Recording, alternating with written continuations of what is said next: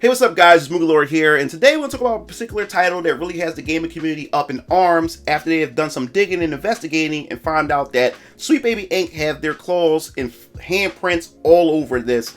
And the name of this title is called Unknown 9, The Awakening, and it's been published by Bandai Namco themselves, and I would say that this is an equivalence to Square Enix's Forspoken, and you'll be able to see that in their similarities in a minute. So before we even dive into this video, make sure to hit the subscribe button and notification bell for more gaming content here on this channel. So what I'm going to do is I'm going to react to this first, and then we're going to get into the nook and crannies because there's a lot of drama surrounding this title. So let's dive right into it.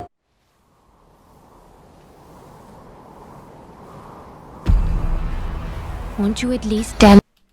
Yeah, so you already hear the voice, Middle Eastern woman of color. So this Me what we're doing here. And look at this real quick. If you look at this character right now, you would think this is a man. And that's the thing that Western developers been doing with a lot of female characters, where you can't even distinguish them from a man or a woman. You just take a female head, which I'm being nice about when I'm saying female head, because you already know how they bust up female characters and their faces and everything. But they take them and put them on this androgynous body. She has no curvature. You really can't tell if that's a man or a woman. But All I know is that it's serious. It's more than serious, Uruna. It is dangerous.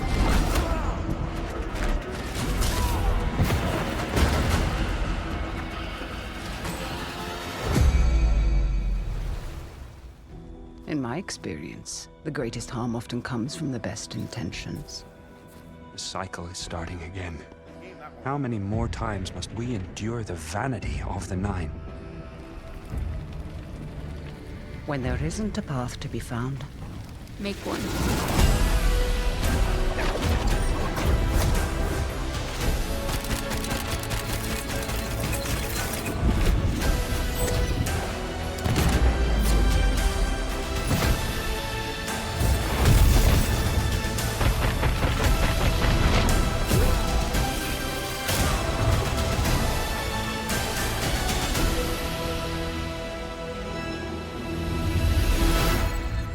You've been here before, countless times, and so shall you be here again. In fact, you're here right now. And you can look at the cover art. You can see similarities with Unknown 9 Awakening with Forspoken. You could definitely see the similarities in there. Now, the reason why I wanted to point this out, as far as I said before, what they do to female characters, especially here in the West, because if you don't know, this character is based after a real life actress, and we want to get into that in a second. Is because we have a Twitter user that goes by the name Grums to talk about here. So we go to Grums, and on Grums' post he says, Anya Chalotra is pretty in real life. Why does Sweet Baby and Reflector do this to her? Why does this keep happening? I mean, you already know why this keep happening. But for you guys who don't know, this is the actress who's the main protagonist in the upcoming game, Unknown 9, The Awakening. And this actress, if you don't know, she played as Yennefer in the Witcher Netflix series. Now, I only seen the first season of the Witcher Netflix series. I already knew it was going to be a dumpster fire moving forward, because if you guys don't know, it does not follow the source material accurately at all. And our boy, Henry Cavill, he pretty much suffer the consequences for being a real fan and really wanted to do the source material justice, which they wouldn't allow him to do. But for the simple fact is, Yennefer was already miscast as it is. This woman is beautiful, don't get me wrong, but she was already miscast for the fact is The Witcher is pretty much, I believe, a Polish story, and most of the characters would be Polish. But what they did in The Witcher, they pretty much race bend almost everybody in that fucking show. So they already destroyed the immersion, period. Now, I know we got some people in the comment section, what does it matter? It's fantasy, this, that, and the third. Look, I don't like whitewashing, and I'm consistent. If I don't like whitewashing, then I don't like color washing as well. Stick to the source material. Just stick to it.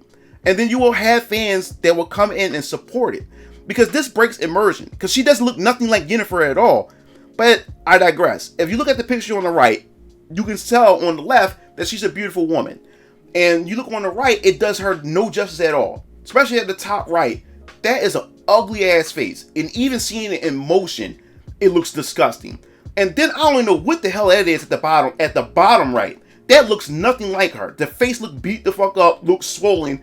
It looks nothing like her. And they keep doing it on purpose. We talked about this when we talked about the Stellar Blade video, when they based Eve off of a real life Korean model, and people gave their opinions on it. And we also talked about how Kojima represent female characters in his games as well, and how they look one-to-one with how they look. But then you always go to Western developers and you always see this bullshit, and people will still tell you that this is realistic. And the people that says this is realistic, women should feel insulted by this. Because every time people keep saying this is a realistic depiction of women, they're pretty much saying that women on average is ugly as shit.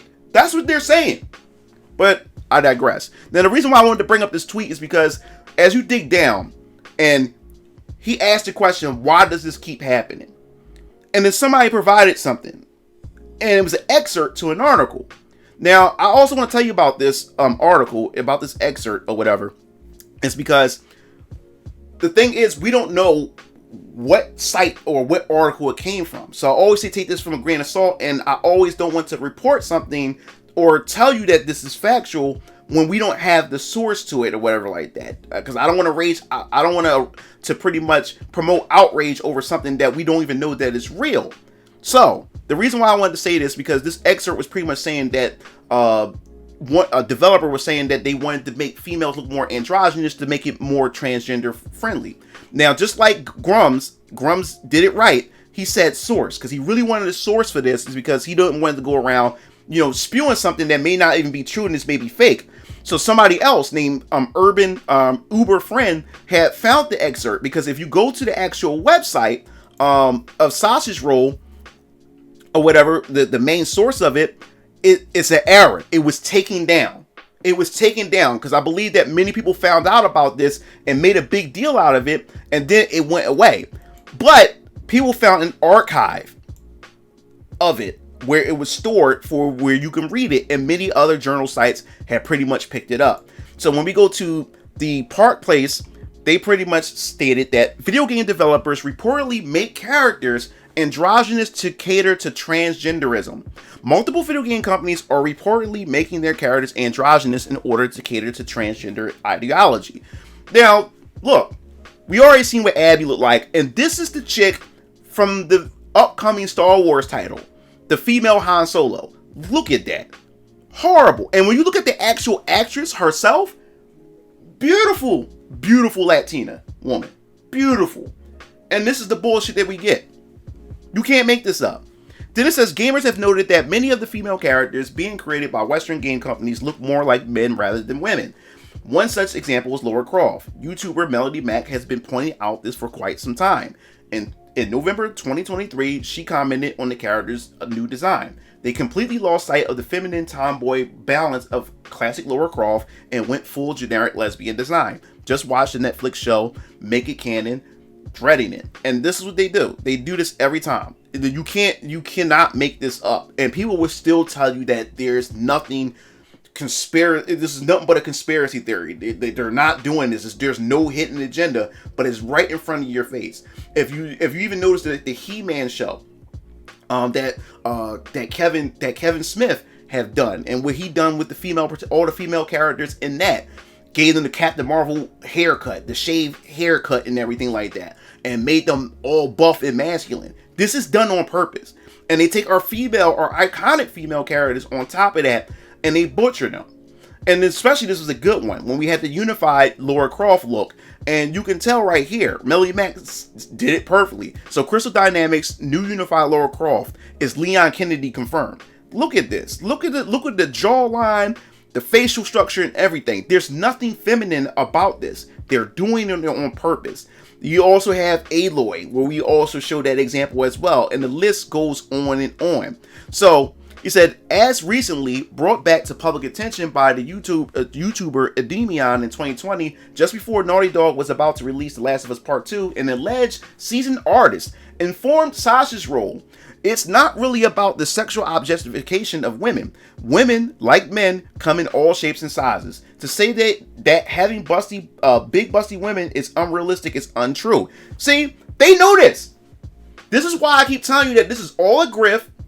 And they know what they're doing. They know that women come in all shapes and sizes. That's how you know that there is an agenda and there is a message that they're trying to push. You have a seasoned artist right here, even admitting that women come in all shapes and sizes, and a big busty woman is not unrealistic. Even this artist knows that. So that means that there is something deep seated that is going on, and we're going to continue right here. This insider then added, "This is only true for trans people. A trans woman can't naturally grow large breasts, and not all trans people can afford implants. If you see a game where the women are a little less curvy, it's not because the game designers are worried about receiving backlash for sexualizing women. It's because they are worried about offending the trans community." So you're pretty much saying that the gaming industry is held hostage by this small group of the population. So this is what's going on. On top of the ESG investments that we talked about, on top of the Sweet Baby Inc. and all these diversity consulting firms. So we also have developers themselves taking the initiative to not offend anybody. And this is the state that we in gaming. So to continue, he then revealed, from a designer standpoint, this is a really challenging problem. I've had many board meetings about how to tackle this. Trans people want realistic representation in our games, but they feel excluded if they are represented as too masculine or too feminine. That's why you will see a lot of designers nerfing the female form, so to speak, so that the difference between trans women and cis women is a little less noticeable. And this is why I don't understand why you females out there, women out there should feel offended by this. Women out here should definitely offended, for the simple fact is that they're nerfing you to accommodate for individuals who are born biological males and want to be female because that's how they feel. So as a result, y'all will have to suffer the consequences for it by nerfing the physical form. Come on, let's make this make sense. Let's make this make sense. On top of these comments from the anonymous artist, YouTuber Yellow Flash, while speaking with the former team lead of the World of Warcraft, Mark Kern, said, "I was told it was done to be ambiguous, to make everybody feel okay and included.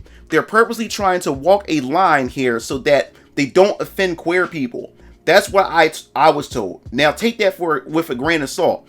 See this, and this is the problem. When you go out your way trying to defend anybody, you end up offending everybody. As I said before in my previous video, these are fantasy games. I'm not looking to be represented in a fantasy game. As I said before, these characters are much larger than life. And we go into these worlds and want to be lost in these worlds. And as I said before, most of these characters that we fall in love with, these characters are much larger than life, and they're at peak masculinity and peak femininity. And it's all in the forms. It's all in their bodies. It's all in their structures. It's all in their morals and values. This is why we love them so much. And then on top of that, they give them flaws so we can relate to them. It's not about taking real life, the real world, and putting it into a fantasy world. And it destroys the immersion. So it says, while Kern claimed he has gotten the wind of this, he did share that Western game studios are shooting themselves in the foot for Asia because Asia really wants beautiful women in their games. He then shared a story from World of Warcraft. We had a massive problem in one of our leading countries, Korea. Korea was leading the gaming market at the time. China was still nascent. But with the World of Warcraft, we had a horde of alliance imbalance in Korea. Nobody was playing horde. They were all only playing alliance. And the ratio was like more than 3-1. Much worse than anywhere else in the world. Now, I don't play World of Warcraft, so I have no idea what that is. And we were scratching our heads trying to figure this out. So I said, get me every Korean gaming magazine and every website. Give them all to me. And I sat in the office, and I don't read Korean, but I just plowed through and looked at all the games that were popular coming out. And I said, hey, all their evil races have beautiful women in them. If you look at our horde, we only have monster-looking women, which is its own demographic. I'm not knocking it, but it's a small demographic. So that's why we added blood elves. Kern then concluded, and China is such a huge part of the market, I think that's going to hurt AAA. It's like if they go out there and their local games have beautiful women, but the U.S. imports do not. That's going to be a ding in Asia for them, and that's what's going on with this. Like, if you look at Korea, this is a huge demographic, especially for their player base for World of Warcraft. This huge player base want beautiful women or attractive looking women. How it is, that is the audience, and every time you go against the audience, you always going to receive backlash. This is why Forspoken fucking suck. Besides the shitty ass writing and the story, but also the character design as well. Especially in Forspoken, you have a female actress of color who is a beautiful fucking woman, and they bastardize her character. So it says, what do you make of this reasoning as to why Western female characters look androgynous and more like men? So, we're still not done yet. So after we get through all that, now we're going to get to where the interesting, juicy part is. We go over to, after what Grums said what they said, we found out that in the Steam forums from Base Entertainment, it was reported that in the Steam forums for this new upcoming game, they started mass banning everyone who mentioned Sweet Baby or said negative things about games being woke. It was a total purge. They wiped around 90% of the forum. And then Rubot said, well, it's too late now. We got receipts. The game's brand content manager is David Bedard, one of Sweet Baby Inc.'s founders. So this is what we have right here. They had the link to it. They showed Dave Bedard. And that's interesting. So that's how people wound up finding out that Sweet Baby Inc. has their involvement in it. And it says Kim is also the other co-founder, just below his name. So we have Kim Baylor, which we cover. If you haven't checked it out, check out my Sweet Baby Inc. video. You can definitely check that out. So yes, they have involvement with this title. And I'm telling you right now, this is not going to end well. So it says, and the Park Place, once again, it says Reflector Entertainment and Bandai Namco Unknown 9 Awakening added to Sweet Baby Inc. Detected list. Corbutus Rambo, the curator of Sweet Baby Inc., detected Steam curator list, announced he added Reflector Entertainment and Bandai Namco's Unknown 9 Awakening to the list. And this is how these companies, this is a good way to be able to combat all this bullshit. Every time these people go out here, like Sweet Baby Inc. and other consulting firms for these games, always let's do this. Keep bringing this together. Keep formulating the list so people can see this. And you can tell when they're going to start running scared. These developers going to start running scared because they're going to start hiding these. They're going to start hiding these consultant companies on their project pages and everything like that. Or Sweet Baby Inc. and them are going to start wiping their client page so you can't tell what games that they're working on. But gamers, we are very resourceful. We're going to find this stuff out. So Computer said Unknown 9 Awakening has been confirmed as a game involved by Sweet Baby Inc. So it has pretty much been documented. It says the confirmation comes from the game entry on the Shorty Awards website. The site lists Sweet Baby Inc. co-founder David Bedard and Kim Baylor in the credits section. Bedard is credited as the brand content manager at Reflector Entertainment, while Baylor is credited as story architect at Sweet Baby Inc. See, so their fingerprints are all over it. And then would you think they would hide that from you guys? Because these guys want credit for everything. They want to know that they had involvement, especially if they're getting awards and they're getting accolades. Oh, they fool themselves. They're narcissistic. So of course they're going to put that. They want their names blasted all over the place. But they didn't expect gamers to go look this deep into it. So this is another situation to where now everybody have their eyes and sight on this. So to continue, the game being added to Sweet Baby Inc. Detected also comes after reports that Reflector nuked their Steam forums and began mass banning gamers who mention Sweet Baby Inc. or describe their games as being woke. And this is the thing. None of this wouldn't have blown up if they left that curator page alone. People probably would have just ignored it after a while or just would have minded his business. And this is the Streisand effect. The more and more they double down on this, and see, the thing is, them banning people in that Steam forum surrounded by Unknown 9, people are going to double down. People are going to go to that curator page and they're going to sign up for it. they get back at y'all, and this is beautiful. This is perfect. And these game developers, they're going to suffer the consequences for this.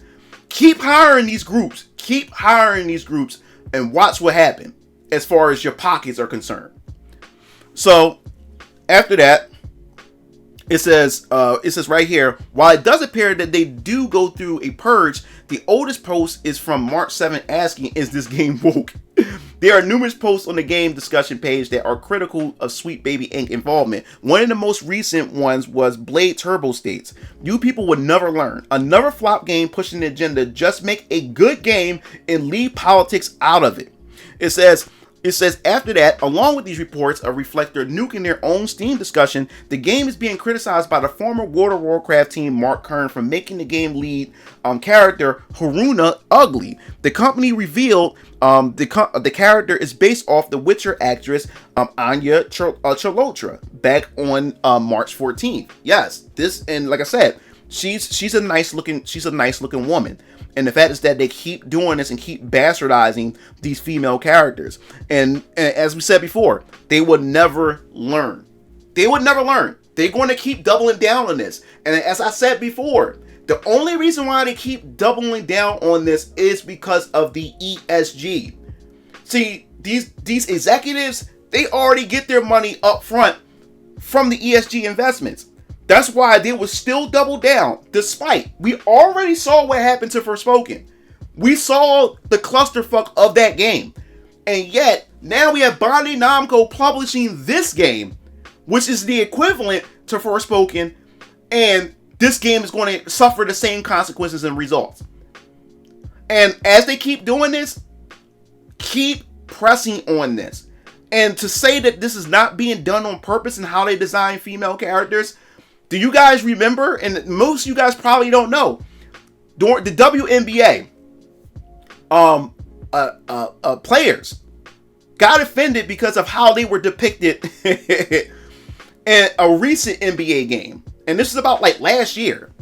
And one of the female players had came out and said, yo, you know, I'm all for inclusion and everything, but you guys are doing this wrong. And I'll let you see for yourself right here.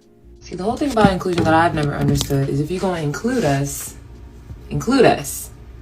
And by us, I mean a group of people, it doesn't matter who, like that's not usually included in something, and all of a sudden you want to include them in something.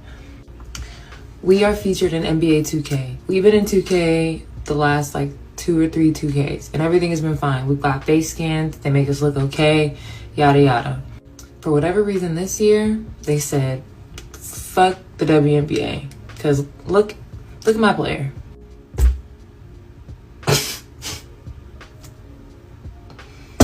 Just leave us out the game if you don't even want to try. Y'all could at least look at me. Are you? So yes, as you see, this is done on purpose. And you even have female WNBA players calling it out and seeing that something is not right here.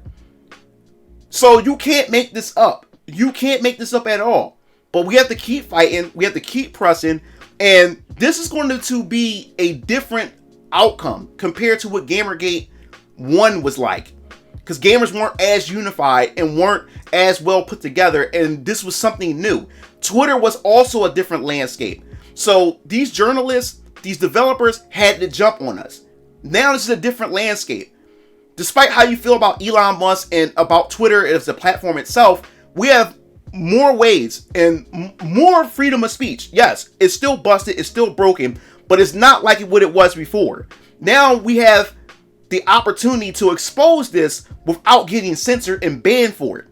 Now we have receipts and we collecting everything. And now we're even catching them in the act of wiping things clean. We have them on the ropes. And they're going to try to belittle this situation as much as they can, but they can't. Because the more and more they fight, and the more and more they keep making articles about this, the more and more it's going to bring exposure, and more people's going to wake up with this. So that pretty much wraps this video up. I definitely want to hear your thoughts in the comment section below. How do you feel about this whole entire situation of Unknown 9? This is funny, man. They just keep doing it. They just keep doubling down, and these people don't learn at all. They just do not learn. And we want them to continue not to learn, because the more and more they don't learn, the more and more we're going to push back and expose this, and it's going to hurt their bottom line.